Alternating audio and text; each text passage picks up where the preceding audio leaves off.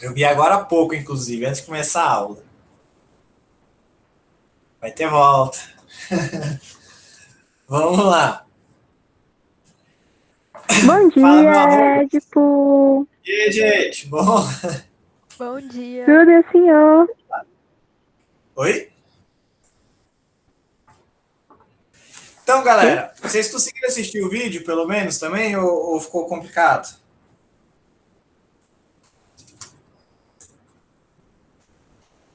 Não assisti por tempo, por falta de tempo. Eu não assisti também. Tá. Eu vou frisar lá na frente um, tá? O módulo 4 e 5. Por quê, gente? Porque num livro de química normal, o assunto de termoquímica é um capítulo só, tá? Ele é um pouquinho grande, beleza, mas é um capítulo só para falar de termoquímica. Então é isso aí, ó. Frente um. É só para vocês não acharem estranho, né? Mas vocês sabem que às vezes eu passo um monte de módulo ao mesmo tempo, que a gente é vida louca. Então tá. Pelo que a gente falou, eu mandei lá no vídeo para vocês tudo, termoquímica vai estudar a energia envolvida nos processos químicos, beleza? Nas reações químicas. Aí, se não me falha a memória, vocês já conhecem, já entendem bem o conceito de endotérmico e exotérmico, né? É, mas Ou explica não? de novo. Vamos lá. O endotérmico,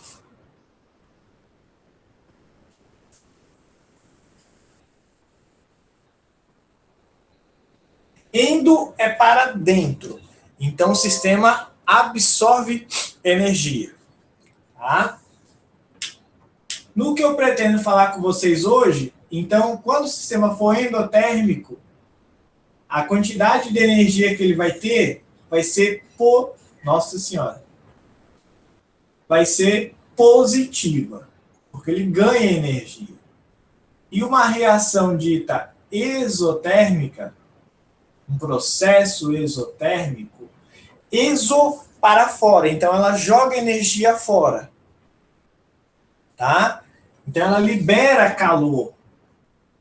Então a quantidade de energia será negativa. Tá bom? Por exemplo,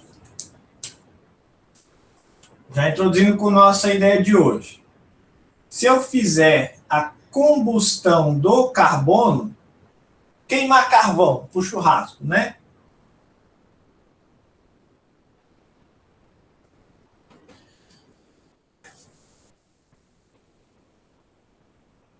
Balanceadinho aqui bonito. A quantidade de calor, então a variação de entalpia dessa reação vai ser de menos 4 quilojoules.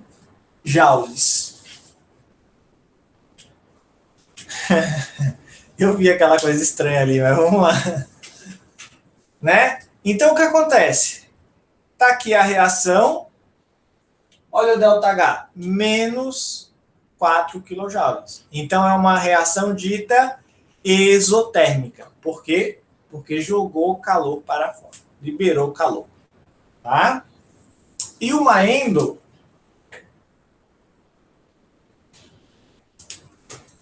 um exemplo de um processo físico aqui, ó.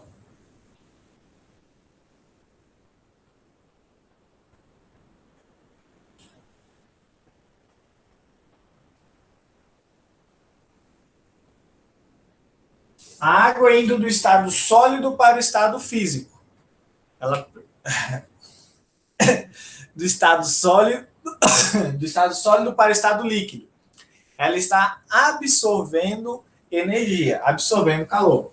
Então vamos supor que vai ser uma variação de entalpia de mais 10 calorias, por exemplo. Então, opa, ΔH deu positivo. O sistema absorveu energia, ganhou energia. Eu gosto de relacionar também com a sensação, né, térmica e tudo mais, que seria o quê? Não esqueça esse nome. Propriedade organoléptica. ok? São relações com os sentidos. Quando o sistema libera calor, vamos supor,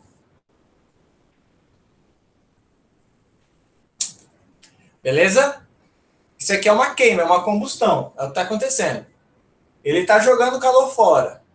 Se eu aproximar um outro sistema, por exemplo, minha mão, ó, o meio externo, eu vou sentir esse quentinho aqui. Por quê? Porque esse sistema jogou calor fora e minha mão está sentindo ele. Então está quente. Um sistema externo, se sentir quente, é porque esse aqui, ele é um processo exotérmico, joga calor fora. E o processo endo, por exemplo, o gelo derretendo. Se você pegar o gelo e colocar na mão, vai ficar frio, você vai ter uma sensação de frio, gelada. Por quê? Porque o sistema está absorvendo o calor da sua mão para derreter. Então, exotérmico no sistema de fora fica quente e endotérmico no sistema de fora fica frio. Beleza? Só para fazer em comparativos, tá?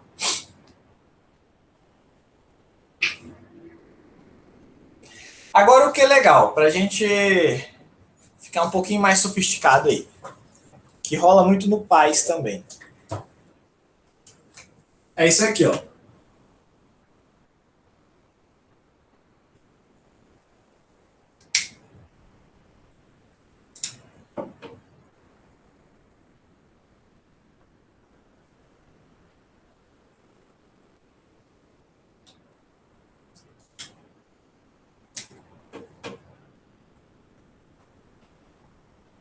Eu tenho 3 conceitos aqui que existem, tá? Aonde está acontecendo a reação em vermelho, a gente chama desse sistema.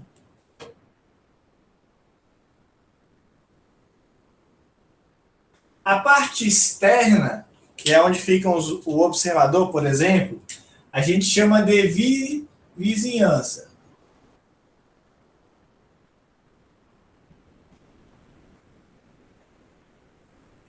E a relação intermediária entre sistema e vizinhança, a gente chama de fronteira.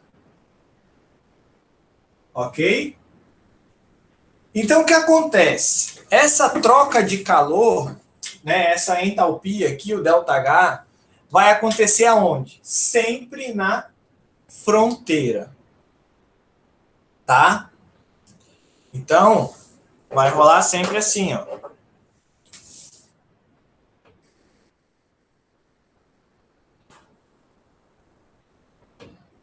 Sempre na fronteira que acontece essa parada.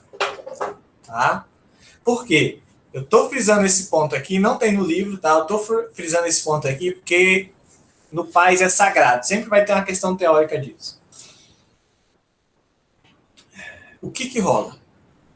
Lembra lá da chama? Aqui onde está a chama é o sistema.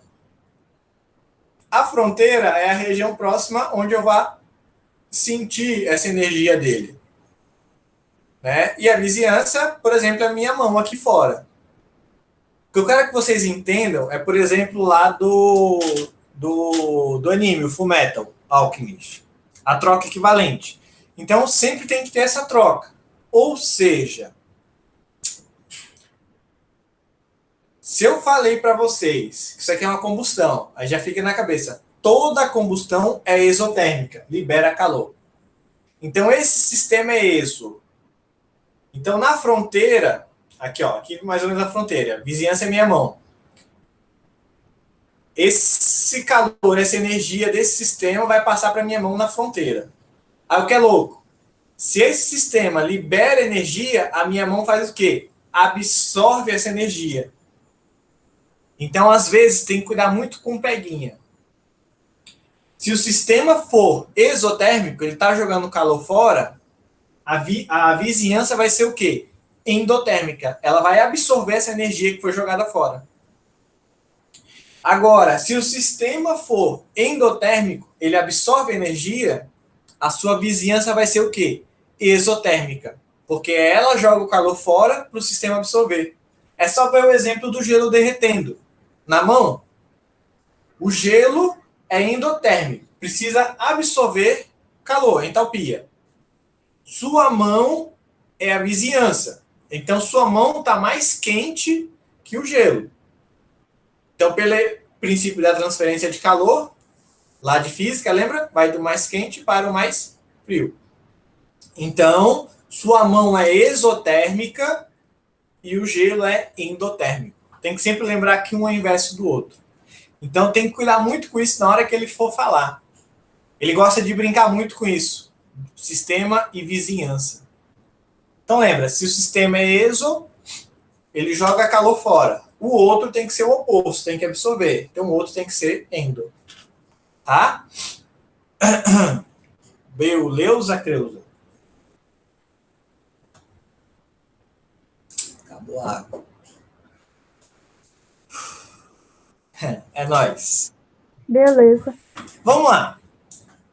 Agora, para começar a relacionar e fazer umas continhas, umas regras de 3 aqui, eu preciso apresentar mais um conceito para vocês, além de entalpia.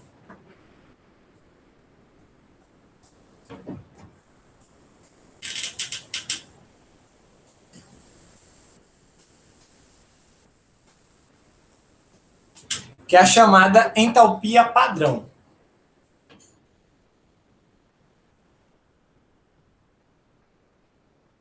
Que tem essa bolinha aqui, tá? Então, todo sistema, não só aqui em entalpia, qualquer coisa que você vê com essa bolinha é um sistema padrão. O que quer dizer isso? Que ele está respeitando quem? As CNTPs, as condições normais de temperatura e pressão. Beleza? Ah, aí tem um outro detalhe. Para um mol, existe...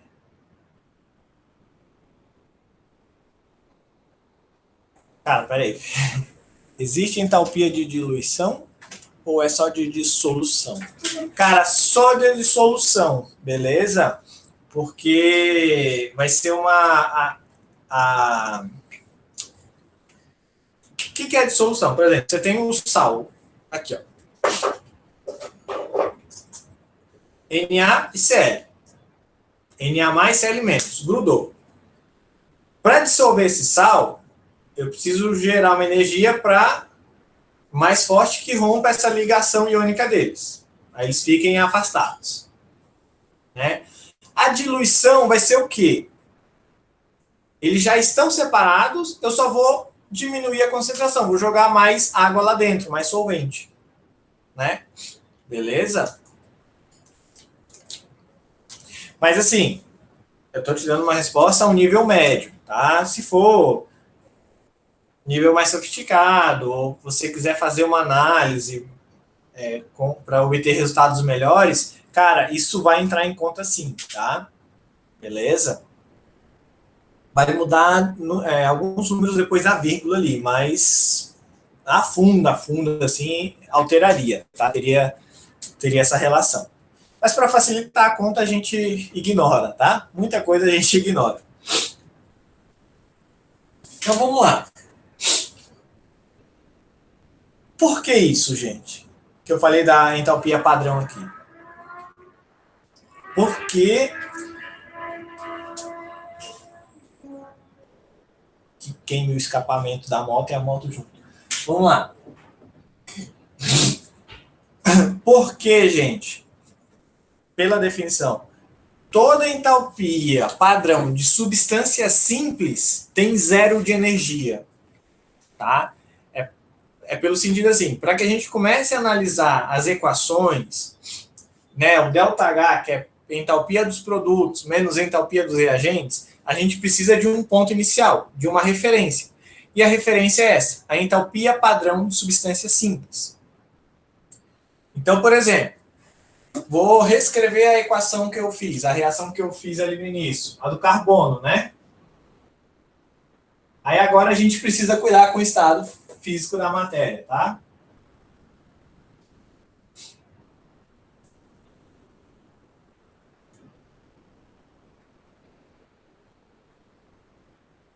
Certo? Se eu for fazer o ΔH dessa reação, a variação de entalpia dessa reação, pelo que eu já passei para vocês, vai ser o quê?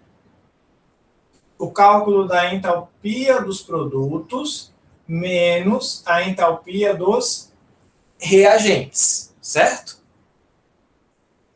Aí como é que nós iríamos fazer isso? Nesse tipo de exercício, geralmente já vem uma tabelinha com os valores para vocês, tá? Então, olha só. Quem são os produtos? CO2. Então, ó, seria a entalpia padrão do CO2. Acabaram os produtos, né? Então, agora eu vou para os reagentes. Menos os reagentes. Então, menos a entalpia padrão do carbono e menos a entalpia padrão do O2, né? Aí, o que pode dar bug na hora? Você vai procurar, só tem esse valor que ele te deu no exercício. Não tem do carbono nem do O2. Por quê? São entalpias padrões. Aqui, carbono grafite, substância simples. Então, a entalpia do carbono é 0. E a do O2? Substância simples. Então, a entalpia é 0. Então, para calcular a entalpia dessa reação aqui, ó, carbono mais oxigênio dando CO2, eu só preciso saber de quem? Da entalpia padrão do CO2. Tá? Falando assim, sem ter um exercício, sem ter um parâmetro, parece estranho, né? Mas fiquem tranquilos. Beleza até aqui?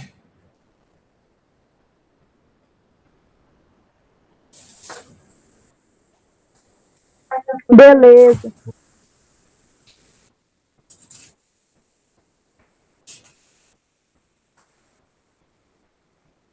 Tranquilo, tranquilo. Nós.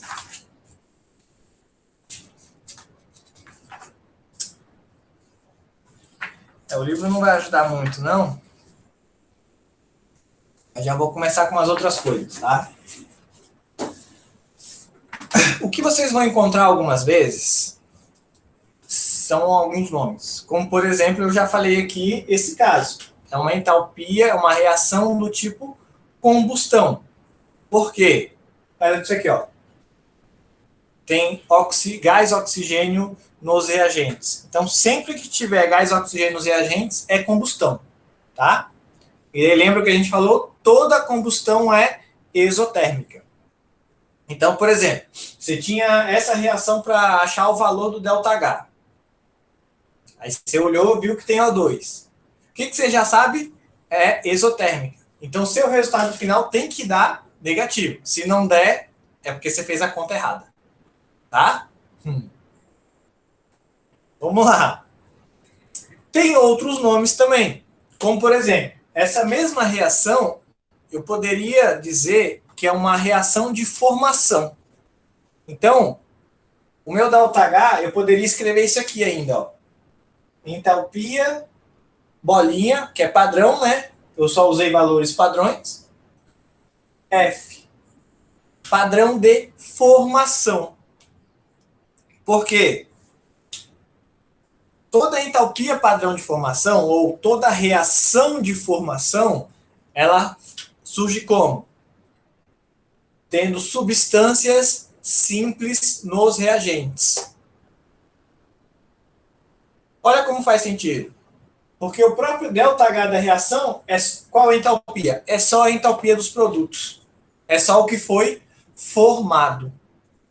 Eu estou introduzindo esses nomes, mas eu vou bater muito nessa tecla aí com vocês, tá? A gente vai falar bastante dessa nomenclatura, tá, gente? Eu quero frisar um pouco agora, são números, são valores, tá? Deixa eu apagar, eu vou usar... Não, para não ficar repetitivo, eu vou usar outro exemplo, tá? Mas na mesma pegada.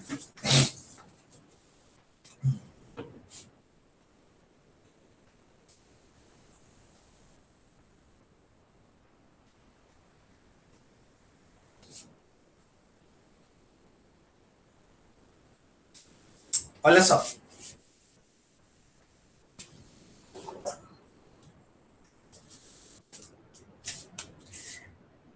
negócio que eu tô com vontade de fazer com o vizinho aqui.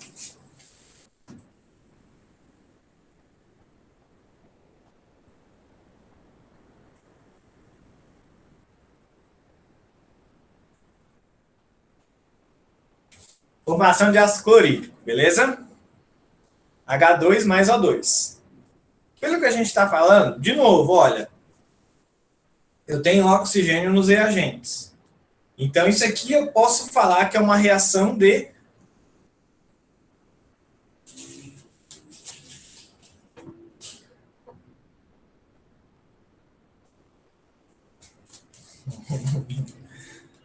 esquece.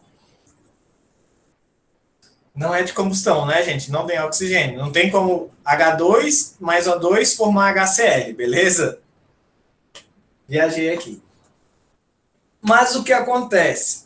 Eu posso afirmar que essa reação é uma reação de formação. Porque, olha só, substâncias simples nos reagentes formando uma substância composta. Tá? Daí só para a gente começar a brincar e treinar. Como é que seria a variação padrão de entalpia? Mesma coisa. Entalpia padrão dos produtos menos entalpia padrão dos reagentes. No exemplo anterior, eu coloquei de uma vez na equação. Eu gosto de fazer separado, tá? É o que eu vou mostrar aqui agora. Deixa eu ver com vocês. Vocês já estudaram matriz? Cálculo de determinante lá em matemática? Ah, então beleza. Então esquece que eu ia falar. Mas eu gosto de fazer assim, ó. Para não jogar na equação de uma vez, eu prefiro brincar com os números separados. Ah, terceiro bimestre, tá. Então assim, eu gosto de fazer o cálculo aqui separado, só dos produtos, e depois só dos reagentes, tá? Então, quem eu tenho nos produtos? Só o HCl. Então, vai ser o quê, ó? A entalpia padrão do HCl. Daí, esse número que eu achar aqui é o que eu vou jogar aqui em cima. A gente vai inventar uns números daqui a pouco para fazer, tá? Acabei os reagentes, os produtos, vou falar dos reagentes. Então, ó, entalpia padrão dos reagentes. O que acontece? Eu tenho H2, então a entalpia padrão do H2. E tenho quem? Gás cloro. Então, entalpia padrão do gás cloro.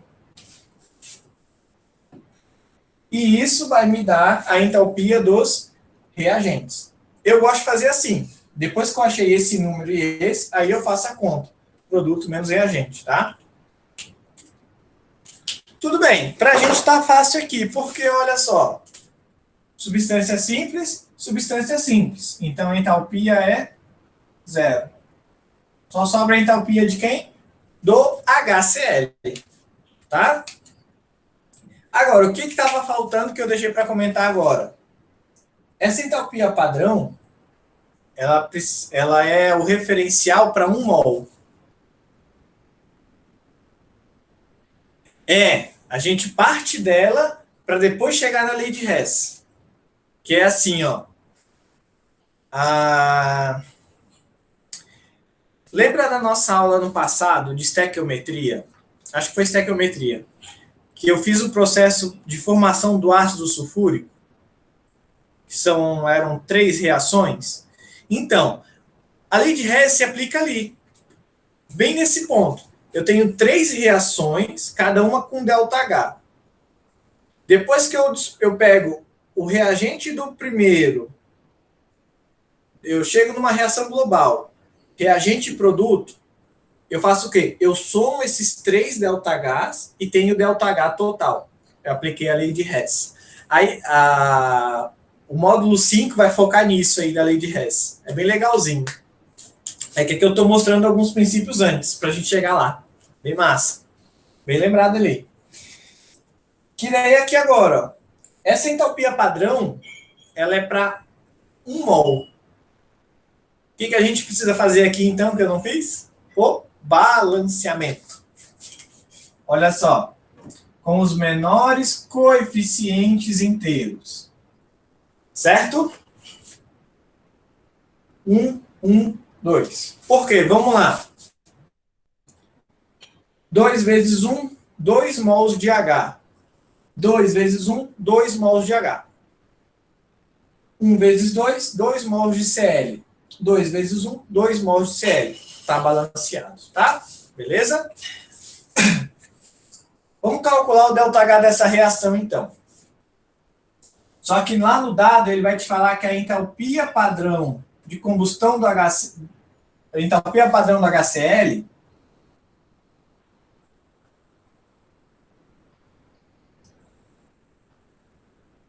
é de menos 30 joules por mol, que é o valor padrão, né? Esse dado ele vai te dar, joule por mol, que é padrão. Só que você não tem 1 mol, você tem 2. Aonde que eu vou colocar isso? Aqui, ó, na hora de fazer a conta da entalpia. É o que eu estava escondendo até agora, e a gente põe, ó. Entalpia padrão do HCl. Só que eu não tenho 1 HCl, eu tenho 2. Então vai ser 2 vezes a entalpia do HCl.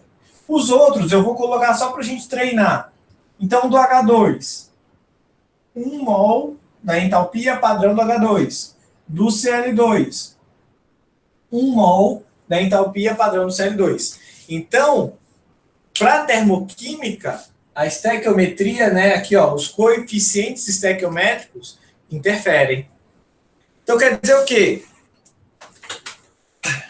O sistema vai liberar, vamos fazer a conta, né? Aqui dos reagentes deu 0.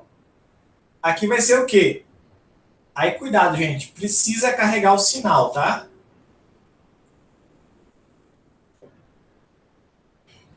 Né? Menos 60.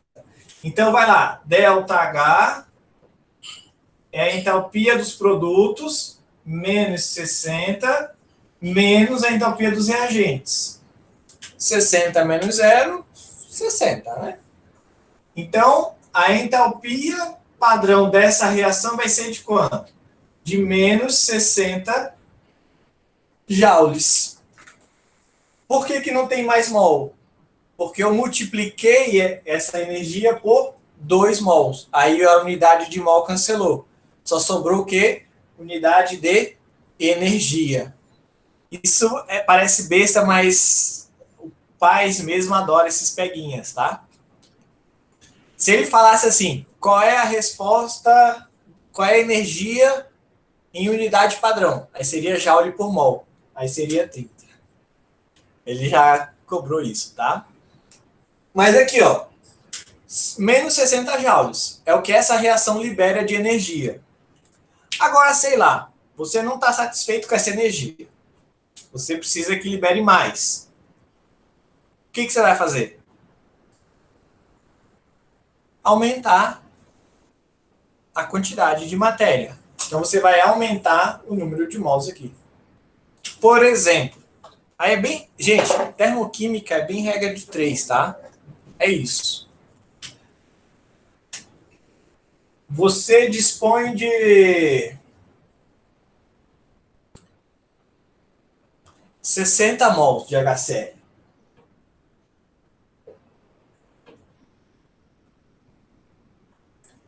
Então, o que acontece? Olha a regra de 3 ali.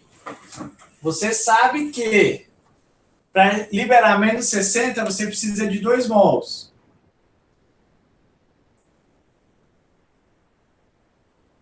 Então, 2 mols de HCl liberam 60 joules de energia. Olha o sinal, não esquece o sinal.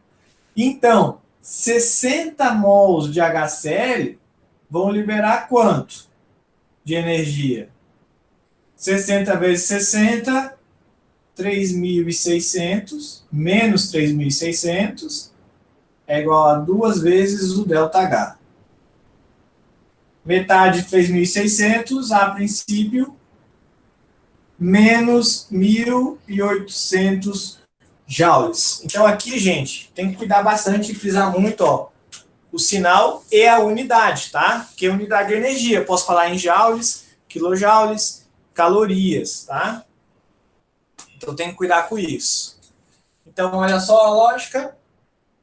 Então quer dizer o quê? Eu posso brincar com essas relações, esses coeficientes aqui? Sim, mas saiba que vai alterar o teu valor também, tá? Tem que cuidar com isso aí. Beleza? Mas é legalzinho. Agora, seria essa lógica ali para... Seria só mais um tópico, Vinícius, antes de entrar na lei de Hess. Seria o quê? Lembra que eu falei do sistema e vizinhança? Se um é exo, o outro é endotérmico. Então eu posso analisar o sentido inverso. Quer dizer o quê? Se eu analisar a reação desse tipo, para formar HCl, a reação é exotérmica. E está me liberando quanto? Menos 60 joules. Mas, se eu olhar no sentido contrário, então se eu quiser inverter a reação, fizer isso aqui, ó, 2HCl, formando 1H2 mais 1Cl2, o que que rola? Vai ser isso aqui agora, ó. Mais 60 joules. O valor mantém, porque é a mesma reação. Só que agora é no sentido inverso. Então, quer dizer, para formar HCl, o sistema é exotérmico. Mas para quebrar o HCl, o sistema é endotérmico. Mais 60 joules. Tá? Por quê? Porque daí para fazer o lei de Hess a gente vai precisar inverter algumas equações. E daí tem que ter isso na cabeça.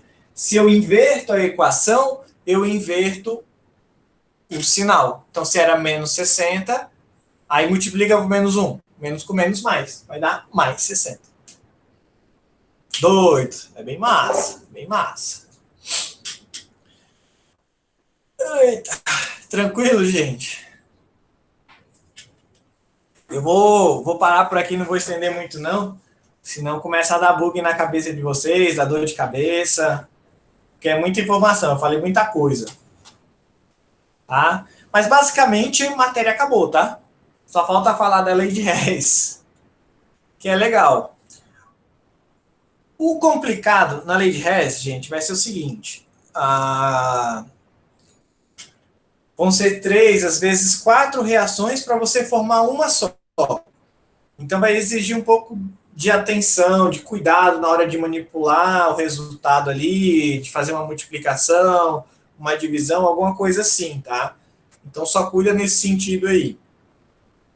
Que é o que a gente vai fazer na próxima aula lá de sexta-feira. Aí parece que a Manu confirmou, então 9 horas da manhã vocês têm horário livre, né? Aí a Patrícia disse que se vocês tivessem, vocês topassem, a gente poderia fazer sim, tá?